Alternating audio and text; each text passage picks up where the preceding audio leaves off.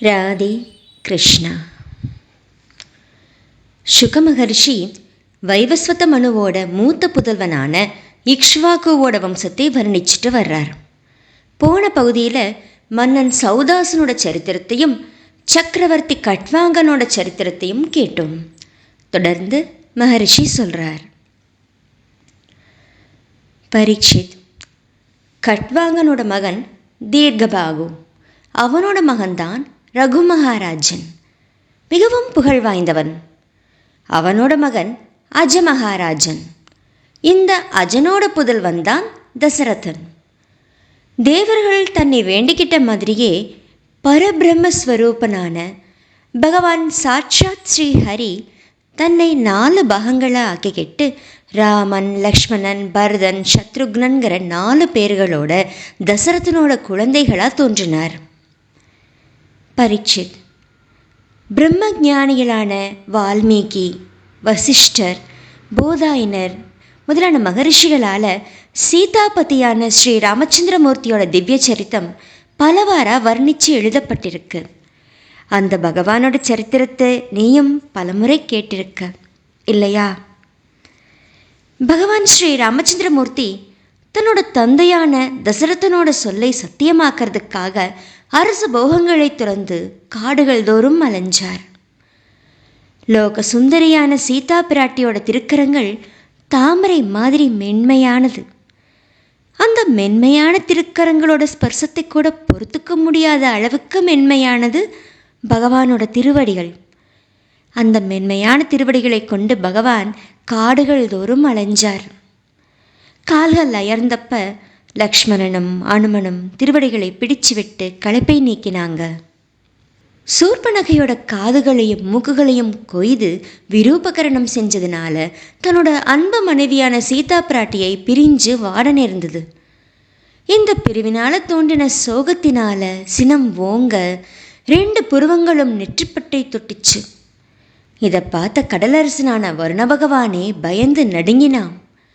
அவனோட வேண்டுகோளின்படி கடல்ல பாலம் கட்டி இலங்கையை போய் காட்டுத்தீ வனத்தை சுட்டெரிக்கிற மாதிரி ராவணாதிகளை சுட்டெரிச்ச கோசல மன்னன் ஸ்ரீராமன் நம்மை காத்தருளட்டும். விஸ்வாமித்திரரோட வேள்வியில் லக்குவனோட வேள்வியை காத்து நிற்கிறப்ப அரக்கர்களில் வீரமிக்க மாரிச்சன் முதலான அரக்கர்களை கொன்று ஒழிச்சார். மன்னனே, ஜனகரோட நகரமான மிதிலையில் சீதாதேவியோட ஸ்வயம்பர மண்டபத்தில் உலகத்தில் இருக்கிற வீரமணர்கள் எல்லாம் நிறைஞ்சிருந்தாங்க. அங்கே 300 வீரர்களால் மிகுந்த சிரமத்தோடு இழுத்து வரப்பட்ட பெருமை வாய்ந்த சிவனோட ஒப்பற்று வில்லை கையில் எடுத்து நானேற்றி ஒரு குட்டி யானை கரும்பை 2 துண்டுகளாக்கிற மாதிரி விளையாட்டாவே அந்த வில்லை 2 துண்டுகளாக்கிட்டார். பகவானோட திருமார்பை விட்டு பிரியாமல் குடிக்கொண்டிருக்கிற திருமகளே தான் சீதாங்கிற திருப்பெயரோட ஜனகரோட மகளா பிறந்தா. உயரிய குணம், நல்லொழுக்கம், இளம் வயது, மேனி அழகு, காந்தி இவற்றில் ஸ்ரீராமனுக்கு முற்றிலும் ஒத்தவர். ஸ்ரீராமன் சிவதனுசை முறித்து இவளை திருமணம் பண்ணிக்கிட்டார். திருமணம் முடித்து அயோத்தி திரும்புகிற வழியில் 21 முறை பூமியை சத்திரியர்களே இல்லாமல் செஞ்ச பரசுராமரோட செருக்கை வேரோட களைஞ்செறிஞ்சார். தன்னோட தகப்பனார் தன்னோட சிற்றன்னைக்கு முதல்ல கொடுத்த வரங்களை மீற முடியாமல் சத்தியத்துக்கு கட்டுப்பட்டு தன்னை வனம் போகச் சொன்னாலும் பிள்ளை பாசத்தினால் தவிக்கிறதை பார்த்த அவர் தன்னோட தகப்பனாரோட சத்தியத்தை காப்பாற்றுறதுக்காக அவரோட கட்டளையை தலைவணங்கி ஏற்றுக்கிட்டார். மனைவியும் இளையவனும் பின்தொடர வனம் போனார். உலகியல்ல பற்றற்ற யோகி தன்னோட சரீரத்தை துறந்து போகிற மாதிரி அரச செல்வம், அன்பான சுற்றம், நண்பர்கள், அயோத்தின்னு அத்தனையும் துறந்துட்டு போனார். காமத்தியின் காரணமாக ராவணனோட தங்கை சூர்பனகையோட மனசு தூய்மை இழந்து குழம்பி போச்சு. அவளோட மூக்கு காதுகளை வெட்டி விருப்பகரணம் செஞ்சார். அதனால் அவளோட சகோதரர்களான கரன், தூஷணன், திரிசரஸ் 3 பேரும் 14,000 அரக்கர்களோட போருக்கு வர யாராலேயும் வெற்றி கொள்ள முடியாததான தன்னோட கோதண்டம்ங்கிற வில்லை கொண்டு அவங்களை கொன்றொழிச்சார். பரீட்சித், சீதாதேவியோட அழகு குணங்கள் பற்றி சூர்பனகை வாயிலா கேட்டறிஞ்ச ராவணன் காமவயப்பட்டான். அவளை அடையிறதுக்காக மாரீச்சனை அற்புதமான அழகான புள்ளிமான் வேடத்தில் அவங்களோட பர்ணசாலை பக்கம் அனுப்பினான். அந்த மானை பார்த்து மனம் மயங்கின சீதாதேவி அதை பிடிச்சு தரணும்னு வேண்ட அதை பிடிக்கப் போன ஸ்ரீராமனை அவன் மெதுவா வெகு தூரத்துக்கு அழைச்சிட்டு போயிட்டான். ஸ்ரீராமனோ தட்சனோட வேள்வியில் வீரபத்ர கடவுள் தட்சனை வதம் பண்ணின மாதிரி அவனை கொன்னுட்டார். ஸ்ரீராமன் வனத்தில் வெகு தூரம் போயிட லக்ஷ்மணனும் ராமனை தேடி போயிட அப்ப தாழ்ந்தவனான ராவணன் வைதேக மன்னன் ஜனகனோட திருமகளான ஜானகியை சென்னாய் மாதிரி திருடிட்டு போனான். அன்பு மனைவியோட பிரிவினால ஸ்ரீராமன் தம்பி லக்ஷ்மணனோட காட்டில் நாலா பக்கமும் தீனனை மாதிரி பரிதாபமாக சுற்றி திரிஞ்சார். பெண்கள் கிட்ட அதிக நேசம் வச்சா அவங்க நிலை இதுதானு நினைக்கிற மாதிரி பரிதாபமாக சுற்றி அலைஞ்சார். தனக்காக ராவணனோடு போர் புரிஞ்சு உயிர் நீத்த ஜடாயுவுக்கு ஈமக்கடன்களை பண்ணினார். ராமனுக்கு உதவின்னு பண்ணின செயலினாலேயே ஜடாயுவோட உலகியல் கர்மத்தடைகள் அத்தனையும் தூள் தூளாயிடுச்சு. அதுக்கப்புறம் கபந்தனை வதம் பண்ணினார். அப்புறம் சுக்ரீவனோட நட்பு ஏற்படுத்திக்கிட்டு வாலியை வதம் பண்ணினார். அப்புறம் வானரர்களோட உதவியால் தன்னோட மனைவி சீதா பிராட்டி இலங்கையில் இருக்கிறதை அறிஞ்சிக்கிட்டார். ஸ்ரீராமன் பிரம்மதேவரும் பரமசிவனும் பூசனை பண்ணி புகழ்ந்து போற்றுற திருவடிகளை உடையவர். அவர் சாதாரண ஒரு பாமரன் மாதிரி நடிச்சுக்கிட்டு குரங்கின தலைவனான சுக்ரீவன் மற்றும் அவனோட வானரப்படைகளோட சமுத்திரக்கரைக்கு வந்தார்.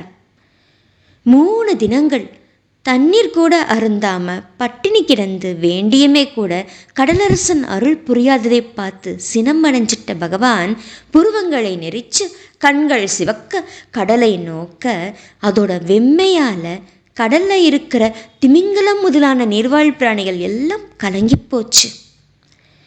எப்பவும் ஆர்ப்பரிச்சுக்கிட்டு இருக்கிற அலைகள் ஓய்ஞ்சு போய் கடல் எங்கேயும் அமைதி நிலவிச்சு.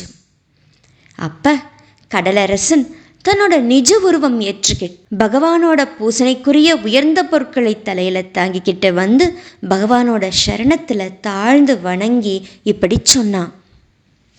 இறைவனே, நீங்க எங்கேயும் நிறைஞ்சு விளங்குறவர், அறிவே வடிவானவர். நாங்களோ அறிவிலிகள். நாங்க எப்படி உங்களோட உண்மையான நிலையை அறிஞ்சிக்க முடியும்? அத்தனை லோகங்களுக்கும் ஒப்பற்ற தலைவர் நீங்க, அத்தனைக்கும் மூல காரணர் நீங்க. இந்த உலகமானது எப்படி மாறினாலும் அதுக்குள்ள இருக்கிற நீங்க மாற்றங்களே இல்லாதவர். 3 குணங்களும் தங்கள் வசம். வீரரே, நீங்க விருப்பம் போல இந்த கடலை கடந்து போகலாம். விஸ்ரவஸ் முனிவரோட தேய புதல்வன் 3 லோகங்களையும் கதறடிக்கிற ராவணனை கொன்னு கற்புடை மனைவியான சீதையை திரும்ப பெற்றுக்கோங்க. இருந்தாலும் தங்களோட புகழ் என்றென்றைக்கும் நிலைச்சி விளங்கிறதுக்காக இந்த கடல்ல ஒரு அணை கட்டுங்க. பிற்காலத்தில் திக்விஜயம் செஞ்சுட்டு வர்ற அரசர்கள் இந்த அணையை பார்த்து தங்களோட புகழை பாடுவாங்க. சுகமகரிஷி சொல்றார். பெரும் குரங்குகள் மலைகளை அடியோட பறிச்சிட்டு வர்றப்ப அங்க இருக்கிற பெரிய பெரிய மரங்களும் பாறைகளும் அசைஞ்சது. அப்படிப்பட்டதான பெரும் மலைகள் கொண்டு கடல் மேல ரகுகுல திலக்கனான ஸ்ரீராமன் பாலம் அமைச்சார். அப்புறம் விபீஷணனோட ஆலோசனைப்படி சுக்ரீவன், நீலன், அனுமன் முதலான வானர சிரேஷ்டர்களோடையும் ஏராளமான வானர படைகளோடையும் இலங்கையில் புகுந்தார். முதல்லையே சீதா பிராட்டியை தேடுறப்ப அனுமனால அந்த பட்டணம் எரிக்கப்பட்டிருந்துச்சு. வானர மன்னன் சுக்ரீவனோட படைகள் இலங்கைக்குள்ள புகுந்து அங்கே இருக்கிற நீராழிகள், விளையாடுற இடங்கள், உணவு கிடங்கு, பொக்கிஷங்கள், வாயிற் நிலைப்படிகள், கோட்டை கொத்தளங்கள், சபைகள் கூடுற அரங்கம், மாடங்கள், பறவைகள் தங்குற புறா மாடங்கள், இப்படி எல்லா இடங்களையும் சுற்றி வளைச்சது. அங்கே இருக்கிற மேடைகள், கொடிமரங்கள், தங்க கலசங்கள், நார்ச்சந்திகள் எல்லாவற்றையும் தகர்த்தெறிஞ்சிடுச்சு. யானை கூட்டங்கள் எல்லாம் ஒன்றா கூடி ஒரு தாமரை தடாகத்தை அழிச்சிட்டா எப்படி இருக்குமோ அந்த மாதிரி இருந்தது இலங்கை நகரம். அரக்கர் குலத்தலைவனான ராவணன் நிகும்பன், கும்பன், தூம்ராக்ஷன், துர்முகன், சுராந்தன், நராந்தகன், பிரகஸ்தன், அதிகாயன், விகம்பனன் மற்றும் தன்னோட மகனான இந்திரஜித், கடைசியில் கும்பகர்ணனையும் போருக்கு அனுப்பினான். அந்த அரக்கர்கள் படையோ கைகளில் வாள், சூலம், வில், பிராசம், ருஷ்டி, வேல், அம்புகள், தோமரம், பட்டாக்கத்தி முதலான ஆயுதங்களையும் அஸ்திரங்களையும் ஏந்தி எதிரிகளால் நெருங்க முடியாத மாதிரி பயங்கரமாக இருந்தது. ஸ்ரீராமனோ சுக்ரீவன், லக்குவன், அனுமன், கந்தமாதனன், நீலன், நங்கதன், ஜாம்பவான், பனசன் முதலான வானர வீரர்கள் தொடர அரக்கர் படையை எதிர்த்தார். ராவணனோட சேனையானது யானைப்படை, காலாட்படை, தேர்ப்படை, குதிரைப்படைங்கிற 4 வகைப்படைகளும் அடங்கினது. அந்த சேனையை ரகுகுல சிரேஷ்டரான ஸ்ரீராமனோட படைத்தலைவர்கள் துவந்த முறையில் எதிர்த்தாங்க. மரங்கள், மலை முகடுகள், கதைகள், பானங்களால் தாக்கினாங்க. அதனால் அரக்கர் சேனை அழிஞ்சது. ஏன்னா சீதா பிராட்டியை தீண்டினதால ராவணனோட அத்தனை மேன்மைகளும் தான் முதல்லையே அழிஞ்சிட்டதே. தன்னோட படைகள் அழிக்கப்படுறதை பார்த்த அரக்க மன்னன் ராவணன் பெரும் சினம் கொண்டு புஷ்பக விமானம் ஏறி ராவணனை எதிர்க்கிறதுக்கு வந்தான். அப்ப இந்திரனோட தேர்ப்பாகனான மாதலி ஒளிமயமான ஒரு உயர்ந்த தேரை கொண்டு வந்து அதில் ஸ்ரீராமனை ஏற்றுக்கிட்டான். அப்படி தேரில் ஏறி ஒளியோடு விளங்குற ஸ்ரீராமனை ராவணன் கூர்மையான பானங்களால் தாக்கினான். அப்ப ராமன் ராவணனை பார்த்து, அரக்க பதரை, நாங்கள் இல்லாதப்ப திறந்த வீட்டில் நுழையிற நாய் மாதிரி நுழைஞ்சு நீச்சனான நீ என்னோட மனைவியை திருடிட்டு போனையே, இப்படிப்பட்ட வெறுக்கத்தக்க செயலை யார் செய்வாங்க? செஞ்ச வினை பலன் தராம போனதுண்டா? நீ செஞ்ச தீவினைக்கான பலனை இதோ நான் தரேன். இப்படி ராவணனை எச்சரித்த ஸ்ரீராமன் ஒரு உயர்ந்த பானத்தை வெளியில தொடுத்து அவன் மேலே எய்தினார். வஜ்ரம் மாதிரி திண்மை படைச்ச அவனோட மார்பை வஜ்ராயுதம் மாதிரியான அந்த பானம் பிளந்துச்சு. அவன் தன்னோட 10 முகங்கள்ல இருந்தும் ரத்தத்தை கக்கிக்கிட்டு விமானத்துல இருந்து கீழே விழுந்தான்.